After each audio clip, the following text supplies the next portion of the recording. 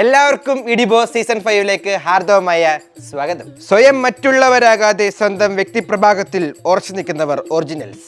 ഏത് പ്രതിസന്ധികളിലും നിലപാട് അത് എന്ത് തന്നെ ആയാലും മറ്റുള്ളവരുടെ സ്വാധീനമില്ലാതെ അത് ഒറിജിനലായി അത് ജനസമക്ഷത്തിൽ ബോധ്യപ്പെടുത്തുന്നവരായിരിക്കും ഇതിലെ അന്തിമ വിജയികൾ. ഈ സീസണിലെ ഈ വീട്ടിലെ താമസക്കാരെ ഞാൻ ഓരോരുത്തരായി ഞാൻ പരിചയപ്പെടുത്താം. മോനെ, ചില വലിയ കാര്യങ്ങൾ നേടിയെടുക്കാൻ വേണ്ടി പലരെയും പലതും പറഞ്ഞ് മനസ്സിലാക്കേണ്ടി വരും. ഇഡിബോസ് വീട്ടിൽ ആ കാര്യം പ്രത്യേകം ശ്രദ്ധിക്കുകയും വേണം. ഇവിടെ എത്തുന്ന ആദ്യ വ്യക്തി അക്കാര്യത്തിൽ മിടുക്കനാണ്. കുട്ടിലൊരു പട്ടി, വീട്ടിലൊരു കുട്ടി, നീ ഒരു സെന്റ്.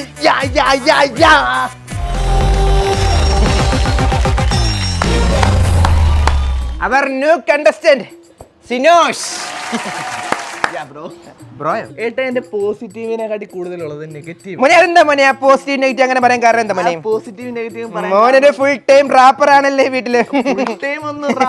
സ്ഥിരമായിട്ട് ബിഗ് ബോസ് കാണാറുണ്ടോ? സ്ഥിരമായിട്ട് അല്ല മോനെ, മോനെ നോൺസെൻസ് പടത്തിനകത്ത് എന്ത് റോളാ മോൻ ചെയ്ത്? നോൺസെൻസ് പടം. അയ്യോ മോനെ, മോന്റെ വീട് എവിടാ? എന്റെ വീട് അങ്ങ്. മോനെ, മോന്റെ ഫാമിലി ഒക്കെ എങ്ങനെ സപ്പോർട്ടാണോ? എന്റെ ഫാമിലിയൊക്കെ കുറച്ചൊക്കെ. നല്ല ടെൻഷൻ ഉണ്ട് മോന്റെ മുഖത്തോട്ട് വിയർക്കുന്നത്. നല്ല ടെൻഷൻ ഉണ്ടല്ലോ മോനെ.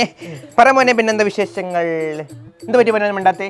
മോനെ എന്താ മോനെ മദർന്ന് പറ മോനെ, എന്ത് പറ്റി? ഏട്ടാ ഓരോ ചോദ്യങ്ങൾ ചോദിക്കും, എന്നിട്ട് ഉത്തരം പറയുന്നതിന് മുമ്പ് അടുത്ത ചോദ്യം ചോദിക്കും. പിന്നെ എങ്ങനെ ഞാൻ പറയുന്നേ? ഇവിടെ കൊച്ചേർക്ക് നീ കൂടുതൽ കളിക്കരുത് കേട്ടോ. ഇവിടെ അടുത്ത 100 ദിവസം നിനക്ക് ഒരു മയക്കിൽ നിന്ന് ഇവിടെ ഇറക്കി വിടും. നിനക്ക് അറമാദിക്കാം, ഗുണാതെ സംസാരിക്കാം. എനിക്കത് പറ്റത്തില്ല. ആഴ്ച ആകെ 2 ദിവസം എടുത്തുള്ളൂ. ഞാൻ ആ ദിവസങ്ങളിൽ അറമാദിക്കും. നിനക്കൊരു കുഴപ്പമുണ്ടോ? കൂട്ടിക്കരി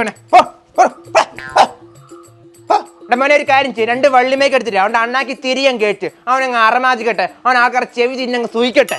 അല്ല പിന്നെ അതുപോലെ നമുക്കിനിയും അടുത്ത കണ്ടസ്റ്റന്റിനെ വിളിക്കാം.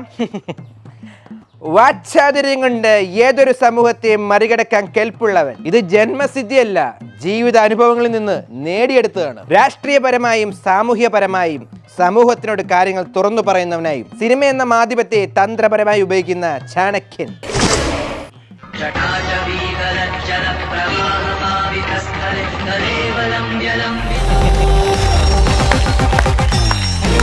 അവർ നെക്സ്റ്റ് കണ്ടസ്റ്റന്റ് നിഖിൽ മരക്കാർ. മോനെ, എന്റെ ഒരു പടം ഇതുപോലെ ഉണ്ടായിരുന്നു മോനെ, ഓർമ്മയുണ്ടോ? മരക്കാറ്, അറബിക്കണ്ട സിംഹം. അതിനകത്ത് ഈ കപ്പലും മുങ്ങിയൊക്കെ പോകുന്ന സീനൊക്കെ ഉണ്ട്. അതുപോലെ പടം അങ്ങ് മുങ്ങിയായിരുന്നു. അതുപോലെ നീ മുങ്ങി പോടേ. മോനെ, നീ വാക്കുകളോട് ഇങ്ങനെ അമ്മാനെ വാടുന്ന ഒരാളെന്നാണ് ഞാൻ കേട്ടിട്ടുള്ളത്. എന്താണ് മോനെ അതിനെ കുറിച്ച് പറയാനുള്ളത്? സിനിമ എന്ന് പറയുന്നത് എവറസ്റ്റ് പോലാണ്. എവറസ്റ്റ് പലരും കീഴടക്കാൻ ശ്രമിച്ചിട്ടുണ്ട്, പക്ഷെ നടന്നിട്ടില്ല. ടെൻസിൻ കുറുക്ക് കേട്ടിട്ടുണ്ടോ? ടെൻസിൻ കുറുക്ക് പുള്ളി ഇതുപോലെ പല പ്രാവശ്യം ശ്രമിച്ചിട്ടുണ്ട്, പക്ഷെ കീഴടക്കാൻ ശ്രമിച്ചില്ല. അവസാനം പുള്ളിക്കാരൻ എവറസ്റ്റ് നോക്കി ഇങ്ങനെ പറഞ്ഞു, ആ ഒരു വാക്ക് ഞാൻ പറയാം: dear Mount Everest, I will come and conquer you. You cannot grow but I can grow. ഒരു വാക്കെന്ന് പറഞ്ഞിട്ട് 3-4 സെന്റൻസ് ആയല്ലോ. ചുമ്മാ ഇരുന്ന് ഇവിടെ കോൺസെൻട്രേഷൻ വെച്ചാ പറയുന്നത്, തെറ്റിക്കാതെ മിണ്ടാരി. അങ്ങനെ മൗണ്ട് എവറസ്റ്റ് കീഴടക്കുന്ന പോലെ ഈ ഇഡിബോസ് ഞാൻ കീഴടക്കും. ചെന്ന് കേറിക്കോടും. ഇവിടെ തലയും വാലില്ലാത്ത പിള്ളേരാ. കീഴടക്കിയത് തന്നെ നിന്നെ അമ്മ പേടിപ്പിക്കും. മോനെ, ഈ ഷോയിലേക്ക് വരാനുള്ള കാരണം ബാലേട്ടൻ. ഈ ഷോ എനിക്ക് ഭയങ്കര ഇഷ്ടമാണ്. പിന്നെ ബാലേട്ടൻ ഉള്ളതുകൊണ്ട് മാത്രമാണ് ഞാൻ വന്നത്, ഇല്ലായിരുന്നു ഞാൻ വരത്തില്ലായിരുന്നു. ഞാനങ്ങ് സുഖിച്ചില്ലാണ്ടായി പോന്നെ. പിന്നെ ബാലേട്ടാ, എനിക്കൊരു കാര്യം പറയാനുണ്ട്. ആഴ്ച ബാലേട്ടൻ വന്നിട്ട് എല്ലാരെയും വഴക്ക് പറയല്ലോ, ചീത്തയൊക്കെ പറയുമല്ലോ. എന്നെയും പറയണം, പറയാതിരിക്കത്തില്ലെന്ന് എനിക്കറിയാം.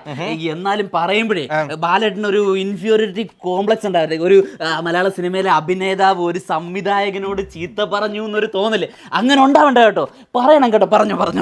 എന്റെ ദൈവമേ, ഏതോ ഒരു അവിഞ്ഞ പടവും ചെയ്ത സംവിധായകനാന്ന് പോലും. എടാ മോനെ, നീ മരക്കാറില്ലടാ മോനെ, മാറക്കാനാ ദുരന്തം. എന്ത് ദുരന്തം മോനെ ഇത്? കയറി ചെല്ലു, പോ ഇവിടെ. പോ. അയ്യോ, അടുത്ത കണ്ടസ്റ്റന്റ് നമുക്ക് വിളിക്കാം. വീട്ടുകാരുടെ ആഗ്രഹത്തിനൊത്ത് പഠിച്ച് നല്ല നിലയിൽ എത്തുകയും പിന്നെ തന്റെ സ്വപ്നങ്ങൾക്ക് വേണ്ടി യാത്ര തിരിക്കുകയും ചെയ്ത ഒരു യുവ നടനാണ്. ജീവിതത്തിൽ എന്തിനു വേണ്ടി തീവ്രമായി ആഗ്രഹിച്ചാലും അതിനുവേണ്ടി കഠിന പ്രയത്നം ചെയ്താൽ അത് നേടിയെടുക്കാൻ കഴിയും എന്നതിനുള്ള ഒരു ഉത്തമ ഉദാഹരണമാണ് ഇദ്ദേഹം.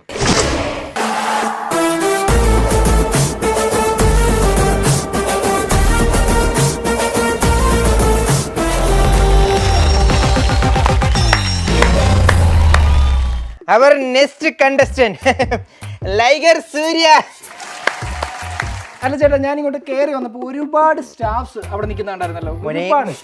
മോനെ ഇതൊരു വലിയ ഷോ ഇല്ലേ മോനെ, നിങ്ങളെ മോണിറ്റർ ചെയ്യാൻ വേണ്ടി ഒരുപാട് സ്റ്റാഫ്സിനെ ആവശ്യമുണ്ട് മോനെ, അതാണ് നിങ്ങൾ കണ്ടത്. അതല്ല ചേട്ടാ, ഒരു റൂമിൽ ഒരുപാട് സ്റ്റാഫ്സ്, ഒരുപാട് കിഴക്കേ സൈഡിലുള്ള അതെ, ആ റൂമിൽ തന്നെ. ആരോടും പറയണ്ട മോനെ, അത് രഹസ്യമാണ് മോനെ. അത് നിങ്ങളെ തമ്മിലടുപ്പിക്കാം എന്നതിന് വേണ്ടി കുറച്ച് ആൾക്കാരെ വെളിയിൽ നിന്ന് ഇറക്കി തന്ത്രങ്ങൾ മെയ്യാൻ വേണ്ടി മോനെ വെളിയിലൊന്നും ലീക്കാക്കല്ലോ കേട്ടോ. ഇപ്പൊ ഈ ഷോയെ കുറിച്ച് നല്ലപോലെ അറിയാലോ അല്ലേ?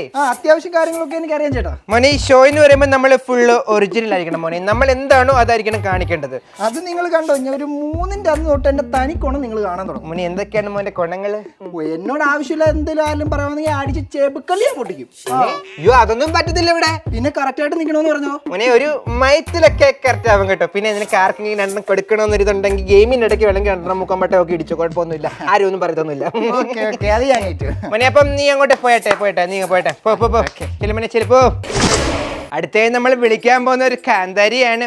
സ്വന്തം നിലപാടുകൾ പരിസരബോധമില്ലാതെ വിളിച്ചു പറയുന്ന ഒരു വ്യക്തി. നല്ല സമയത്ത് തുടങ്ങി, ഇപ്പൊ കുട്ടിക്ക് നല്ല സമയം തോന്നുന്നു. നമുക്ക് സ്വാഗതം ചെയ്യാം ആ വ്യക്തിയെ.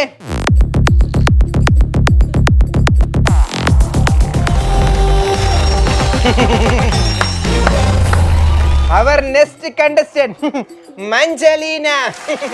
അയ്യോ ചേട്ടാ, എന്നെ ഒരു പട്ടി കടിക്കാൻ വന്നു പുറത്തുനിന്ന്. മുളപ്പട്ടി ഇവിടെ മുളപ്പട്ടി. പുറത്തൊരു പട്ടി ഉണ്ടായിരുന്നു, എന്നെ കടിക്കാൻ വന്നു ചേട്ടാ. ഏത് പട്ടിയാ മോളെ? ഇവിടെ പട്ടിയൊന്നുമില്ലല്ലോ.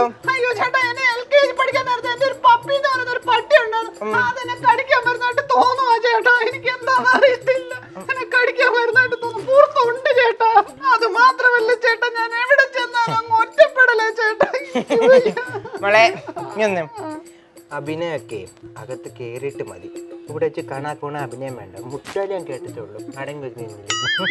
മോളെ മോൾ ഇങ്ങോട്ട് വരുമ്പോഴുള്ള മറ്റുള്ളവരുടെ സപ്പോർട്ട് അതൊക്കെ എങ്ങനെ ഉണ്ടായിരുന്നു മോളെ? അയ്യോ ചേട്ടാ, ഞാൻ ഇങ്ങോട്ട് വരുമ്പോ തന്നെ മുടിക്ക് സപ്പോർട്ടായിരുന്നു. എന്നെ ആൾക്കാർ പറയുന്നുണ്ട് ലേഡീസ് സൂപ്പർ സ്റ്റാർ. എന്ത് മോളെ? Ladies super star. എന്താ മോളെ, എന്താ തള്ളമോളെ, എന്റെ ദൈവമേ എനിക്ക് വയ്യത്. എന്ത് മോളെ, മോളുടെ ഒരു ഇത് വെച്ച് ഇതിനകത്ത് ആരായിരിക്കും മോളെ വിജയിക്കാൻ പോകുന്നത്? അത് ചേട്ടാ, എം അടിക്കുന്നവരല്ലേ എം അടിക്കും. എന്താ മോളെ? സോറി ചേട്ടാ, ഫസ്റ്റ് അടിക്കുന്നവരെല്ലാം ഫസ്റ്റ് അടിക്കും. മോളെ, ഈ ബിഗ് ബോസിന്റെ മെയിൻ ലക്ഷ്യം എന്താണെന്ന് വെച്ച് കഴിഞ്ഞാൽ നിങ്ങൾ പരസ്പരം സ്നേഹിക്കുക, പരസ്പരം തിരിച്ചറിയുക, സ്നേഹം എന്താണെന്ന് മറ്റുള്ളവർക്ക് കാണിച്ചു കൊടുക്കുക, ഒരു മാതൃകയാകുക. അതാണ് മോളെ നമ്മുടെ ലക്ഷ്യം. പിന്നെ അങ്ങോട്ട് കേറുമ്പോ തന്നെ 6 തലമണ്ട അടിച്ച് പൊട്ടിക്കുന്ന ബിഗ് ബോസ് തിരക്കുന്ന അപ്പോഴാ സമാധാനം. അയ്യോ, ഡെയിലി ടാസ്കിൽ ആരാ കിഴങ്ങെന്ന് ചോദിക്കും. വീക്കിലി ടാസ്ക് മനുഷ്യന്റെ കയ്യും കാലം തല്ലിയോടുന്ന ടൈപ്പിലുള്ള ഗെയിം തരും. പിന്നെ ഇഷ്ടമില്ലാത്തമാരുടെ പേര് ഫ്രണ്ടിലിരുത്തി പറയിപ്പിച്ച് പരസ്പരം തമ്മിലടിപ്പിച്ച് അവന്മാരെ ജയിലിലാക്കും. എന്നിട്ട് പറയുന്നത് സമാധാനം വേണമെന്ന്. നിങ്ങളുടെ മെയിൻ ലക്ഷ്യം എന്തോ? ബിഗ് ബോസ് കട തമ്മിലടിക്കാന്നുള്ളതല്ലേ? അപ്പൊ ഇവളെ അധികം നേരം ഇവിടെ നിർത്താൻ പറ്റത്തില്ല. അതുകൊണ്ട് ഇവളെ കൂട്ടിക്കേറ്. അപ്പൊ നമ്മുടെ കണ്ടസ്റ്റന്റ് ഒക്കെ കൂട്ടിക്കേറിട്ടുണ്ട്. എല്ലാം ഒന്നിനൊന്നിന് മെച്ചമാണ്, എല്ലാം കാന്താരികളാണ്. അപ്പം നാളെ തൊട്ട് എന്താ സംഭവിക്കുന്നത് നമുക്ക് കണ്ടറിയാം. അതുവരെ സ്റ്റേ ട്യൂൺ.